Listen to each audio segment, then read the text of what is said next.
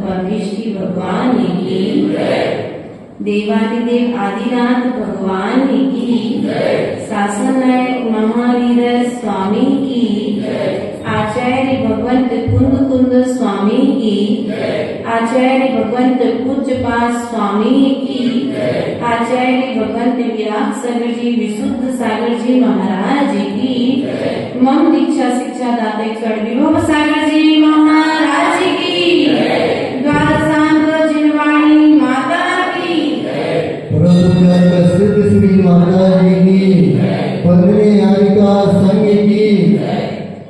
प्रिय बंधुओं,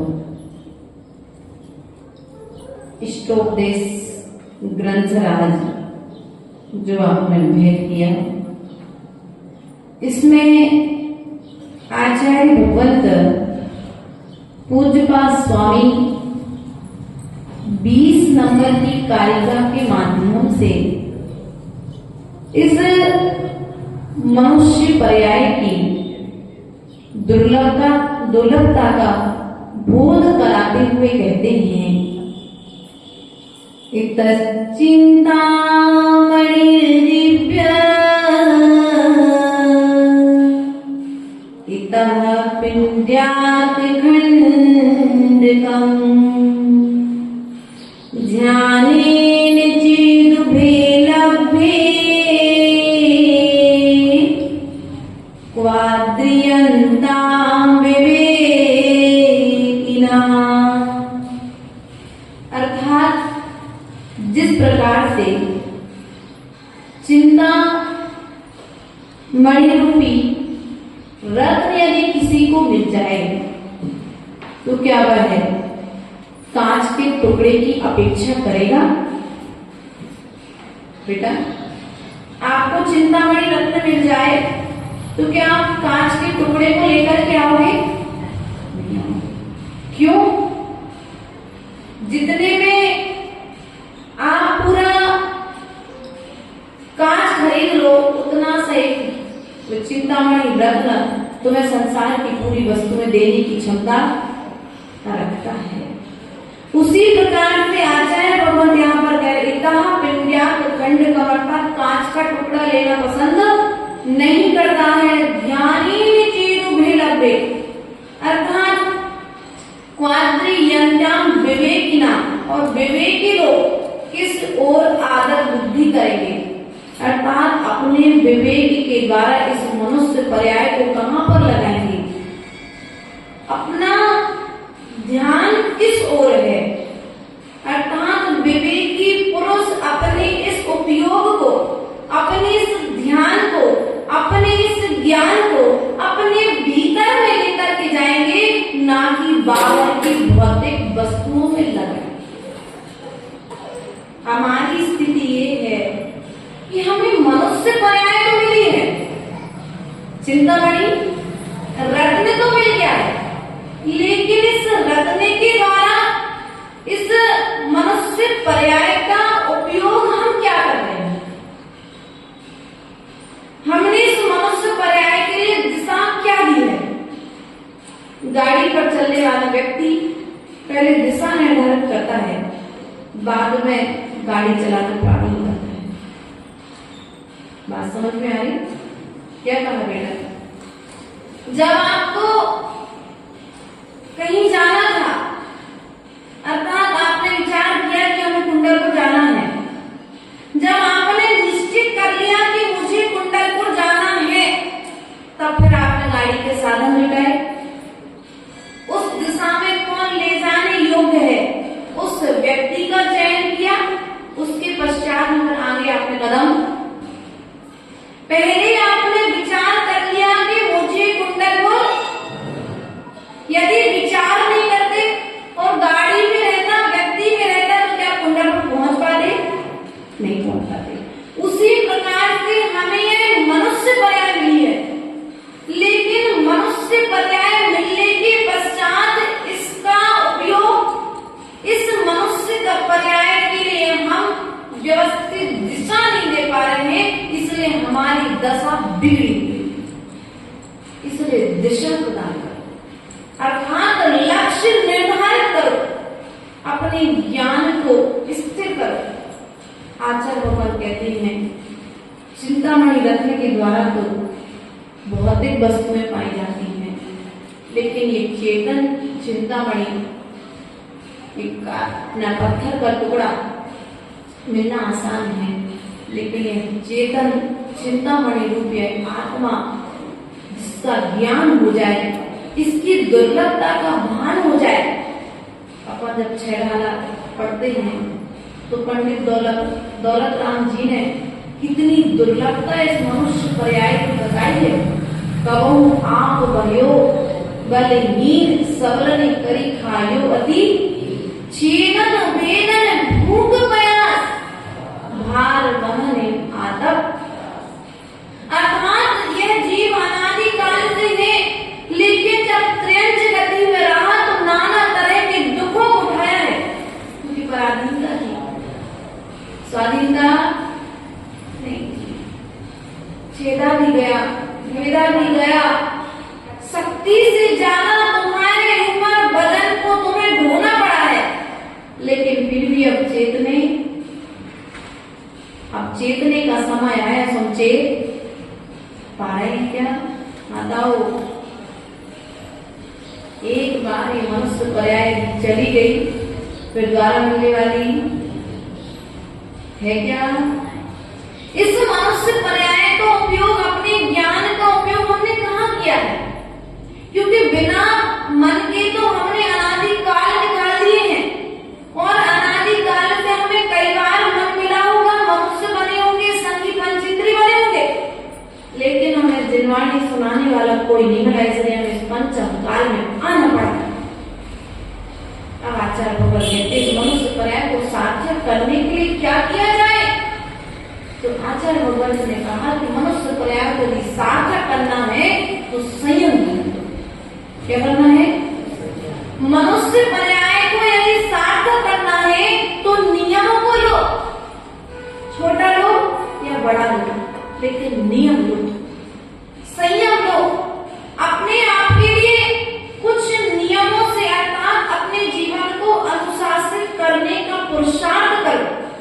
हमने नियम को बंधन मान लिया है, लेकिन नियम बंधन नहीं है, नियम अनुशासन है।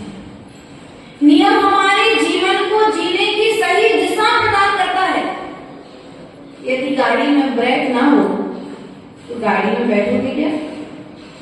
नहीं बैठोगे। क्यों? कुंडलपुर जाना है, गाड़ी है, दिशा भी निर्धारित हो गई, लेकिन गाड़ी में क्यों नहीं बैठोगे? क्योंकि उसमें ब्रेक। उसी प्रकार से कोई मनुष्य पर्याय मिल गई, दुर्लभ पर्याय मिल गई, जिस पर्याय के लिए स्वर्ग के देवता तरसते हैं, साधुओं की सेवा के लिए, साधुओं को आहार दान देने के लिए देवता तरसते हैं। लो हम श्रावक जब मिलता है तो लाभ ले लेते हैं, और जब नहीं मिलता है तो अपने भाग्य को कोसते हैं।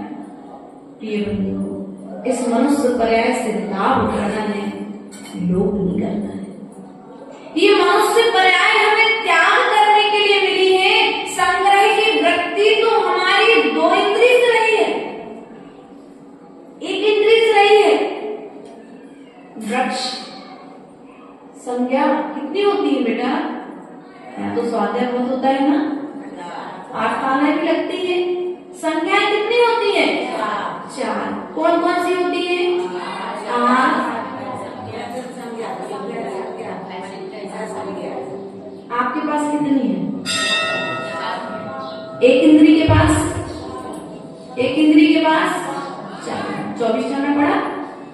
1 इंद्री के पास भी उतनी ही संज्ञा। माता जी मन नहीं है उनके पास, मन नहीं है, लेकिन सत्ता में प्रवृत्ति तो है। इसलिए प्रिय बंधुओं, ये जो लोभ संज्ञा है, परिग्रह संज्ञा है, ये हमारे साथ अनादिकाल से रही है। लेकिन ये मनुष्य पर्याय जो मिली है, ये मनुष्य पर्याय तुम्हें लोभ के त्याग के लिए मिली है, परिग्रह के त्याग के लिए मिली है। यदि परिग्रह का त्याग नहीं कर सकते तो परिग्रह का परिमाण दो कर सकते। बातें नहीं कर सकते। मात्र जैन दर्शन ऐसा है जिसमें त्याग की बात बताई गई है, संग्रह की बात तो अनादिकाल से हम सुनते आ रहे हैं। इसलिए प्रिय बंधु, अपनी मनुष्य पर्याय को सार्थक करने के लिए, अपने जीवन को धन्य करने के लिए, भगवान को देख करके आप कहते हो भगवान आज मेरा जीवन धन्य हो गया। क्या कहते हो? आज मैंने आपके प्रातःकालीन वेला में दर्शन कर लिए, मेरा मनुष्य पर्याय पाना सार्थक हो गया। लेकिन क्या दर्शन मात्र से आपका जीवन धन्य हो जाएगा? बोलो तो। भोजन बनाने मात्र से भूख मिट जाएगी क्या? भोजन करना पड़ेगा, पुरुषार्थ करना पड़ेगा तुम्हें भगवान के द्वारा बताए हुए उपदेश की ओर। उन्होंने जो कहा है उसका आचरण किए बिना हमें कार्य की सिद्धि होने वाली। तो पुरुषार्थ का काल कब है? कौन सा काल है जिस काल में मैं पुरुषार्थ करूं मोक्ष मार्ग की ओर? तो आचार्य भगवंत ने कह दिया चतुर्थ काल में मोक्ष होता है, लेकिन पंचम काल में मोक्ष मार्ग के लिए पुरुषार्थ होता है। इसलिए पुरुषार्थ करना प्रारंभ करो। आज तुम इतना पुण्य संग्रह कर लो, आज तुम अपना बैंक बैलेंस इतना बना लो कि तो यदि तुम्हारा कोई पाप कर्म के उदय से तुम्हें छठम काल में जाना पड़े, तुम्हें कहीं नरक या त्रयंश के दुख भोगना पड़े, या तुम्हें देवगति में भी जाना पड़े, तो आचार्य हम कहते हैं वहां पर जाकर के उन विकथाओं का तुम्हारे पर कोई प्रभाव ना पड़े। इसलिए पंचम काल में तुम संस्कार बनाओ त्यागी। राग हमने अनादिकाल से किया है, द्वेष हमने अनादिकाल से किया है, मोह हमने अनादिकाल से किया है। तो ऐसा कौन सा काम है जो अनादिकाल से नहीं किया? बात समझ में आ रही? कठिन तो नहीं लग रहा? ऐसा कौन सा काम है जो अनादिकाल से नहीं किया? संयम। हमने व्रत, नियम, संयम लिए नहीं है, इसलिए आज हमें कठिन लगते हैं। हमें 2 टाइम पानी पी करके, आप लोगों की अपेक्षा से समझना, 2 टाइम भोजन करना कठिन लगता है, ऐसा लगता है 4 बार ले रहे। और साधु संत क्या करते हैं? 1 टाइम भोजन करके भी अपना जीवन और तुम लोगों से ज्यादा अच्छा जीवन जी लेते हैं, स्वस्थ रह लेते हैं। क्यों नहीं जाते स्वस्थ? उनकी स्वस्थता का कारण क्या है? स्वस्थ विचार। क्या है? अच्छे विचार तुम्हारे शरीर को स्वस्थ रखते हैं। किसको स्वस्थ रखते हैं? अच्छे विचार तुम्हारे शरीर को स्वस्थ रखते हैं, अच्छे विचार तुम्हारे आचरण को अच्छा रखते हैं। इसलिए आचार्य भगवान कहते हैं अच्छा भोजन, अच्छा विचार तुम्हारे जीवन को ऊंचाइयां प्रदान करेगा। इसलिए तुम यदि मनुष्य पर्याय को सार्थक करना चाहते हो तो पुरुषार्थ करो। कांच के टुकड़े को छोड़कर अर्थात ये पंखा, एसी, कूलर, फ्रिज आदि जो उपयोग करते हैं, श्रृंगार की सब सामग्रियों को छोड़ करके तुम अपने चिंतामणि रूपी रत्न चेतन रत्न की ओर एक बार चेत करके अपने चित्त को वित्त से हटा करके चित्त में चेतना में लगा दो। तुम्हें चिंतामणि बनने में समय नहीं। हमने अपने चित्त को वित्त में लगाया कि नहीं लगाया? हमारा चित्त वित्त में लगा हुआ है, इसलिए हमें चिंतामणि रत्न की अनुभूति नहीं हो रही, हमारे ऊपर प्रभाव नहीं पड़ रहा है। किसका? जिनवाणी का। सुन रहे, पढ़ रहे, लेकिन आचरण तो कुछ असर होने वाला है क्या? भैया क्या नाम आपका? रवि है ना? रविंद्र? नवीन भैया, आप वैद्य के पास गए और वैद्य ने आपको औषधि दे दी, लेकिन आपने कहा बहुत बीमार है, बहुत समय हो गया, बहुत तकलीफ है, मैंने आपको कुछ भी उपाय बताऊंगा, कुछ करने तैयार है। डॉक्टर ने भी आपकी समस्या समझ करके आपको औषधि दे दी, नहीं समझना।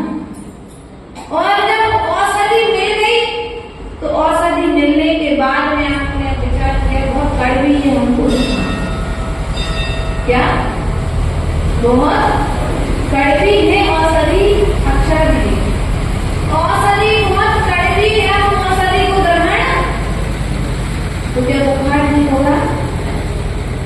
डॉक्टर के पास तक आप गए, यहाँ तक तो आपका बुखार ठीक था, आपको मनुष्य पर्याय मिली, जब नरकों में आपको यातनाएं वेदनाएं दी जा रही थी, तब आप वहां पर कह रहे थे मुझे एक बार यदि मनुष्य पर्याय मिल जाए तो मैं मुनि बन करके अपना कल्याण। लेकिन वहां पर भाई गई भावनाएं, देव पर्याय में भाई गई भावनाएं, त्रिंश गति में भाई गई भावनाएं, अर्थात अनंत अनंत भवों में भाई गई भावनाओं के प्रभाव से तुम्हें आज मनुष्य पर्याय तो मिल गई। लेकिन अब हम क्या करें? यह निर्णय हो स्वयं।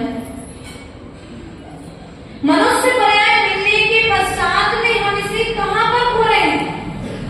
पंखे, कूलर, एसी, रसना इंद्रिय अर्थात इन पंच इंद्रियों के दास बनकर के हमें मनुष्य पर्याय को गवा रहे। अपने पुण्य की पूंजी को पानी में फेंक रहे। एक कहानी सुनी ना, पानी का धन, आगे क्या है? उसी प्रकार से जो भाव में भाई की भावना के फल से तुम्हें मनुष्य पर्याय मिली है, इस मनुष्य पर्याय को आप कहां पर लगा रहे हो? पाप में।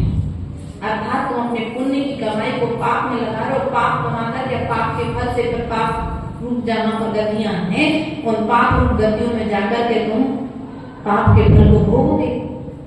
इसे भैया पुरुषार्थ ऐसा करो कि तुमने डॉक्टर के पास से दवाई लाए थे, कड़े जरूर है, थोड़ी ग्रहण कर लो, लेकिन रोग ठीक हो जाएगा। उसी प्रकार से संयम का मार्ग थोड़ा कठिन जरूर है, लेकिन भाव के रोगों को मिटाने वाला है। इसलिए संयम को धारण करने का पुरुषार्थ करो, प्रयास करो, डरो मत। डरो क्योंकि डरोगे तो आगे नहीं बढ़ पाओगे। इसलिए आगे बढ़ना है तो तुम डरना छोड़ो, नियमों से डरना है तो पाप से डरो। किससे डरना है? ऐसा विचार करो, हे भगवान मेरे वचनों के द्वारा किसी को ठेस ना पहुंच जाए, मेरे द्वारा किसी को कुछ गलत शब्द ना निकल जाए, मैं किसी की, मेरी आंखें किसी के दूसरे की बुराइयों को ना देखें, मेरे कान कभी किसी की निंदा के सुनने के काम ना आए। यदि हे भगवान मुझे मनुष्य पर्याय मिली है तो इन हाथों से यदि करवाना है कुछ काम तो प्रभु और गुरु की वंदना करवाना, जिनवाणी के पेज पर रखवाना, लेकिन मेरे हाथ कभी किसी के ऊपर हिंसा रूप ना उठे। ऐसी भावना करो, ये भगवान मुझे पैर मिले हैं, इन पैरों से तीर्थों की वंदना तो कराना, लेकिन इन पैरों के माध्यम से कभी किसी जीव की हिंसा।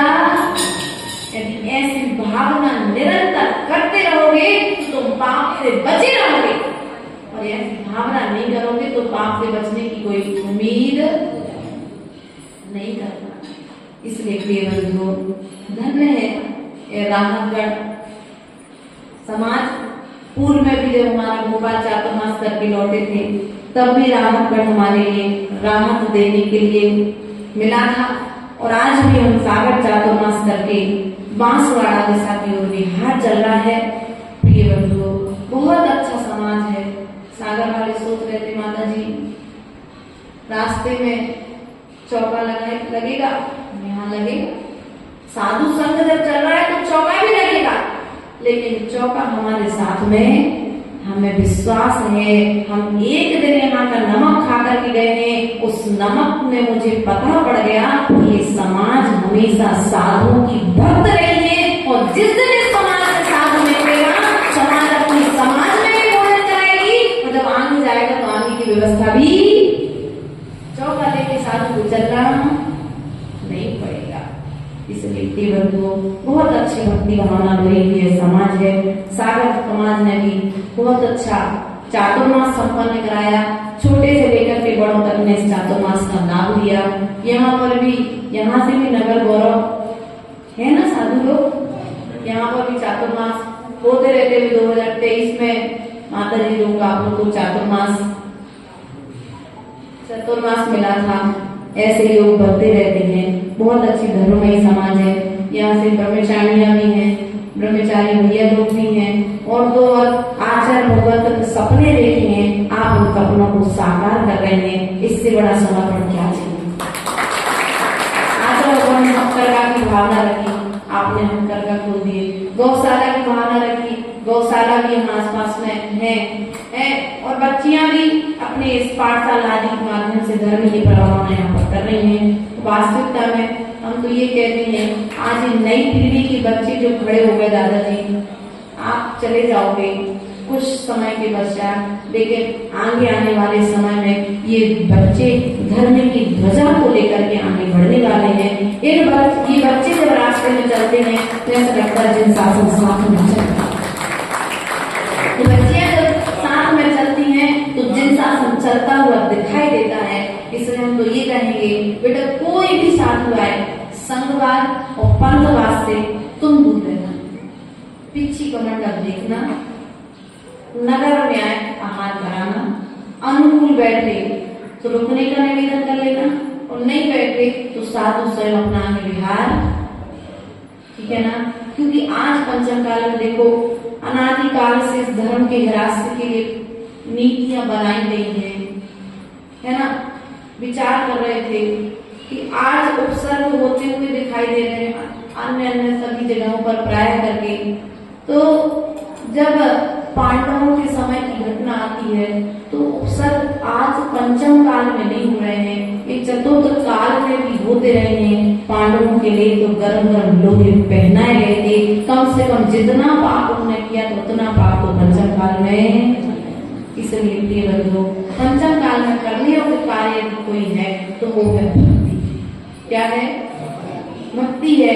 किसकी भक्ति करना है इसका निर्णय करो, देव, शास्त्र और गुरु। किसकी भक्ति करना बेटा? देव, शास्त्र और गुरु।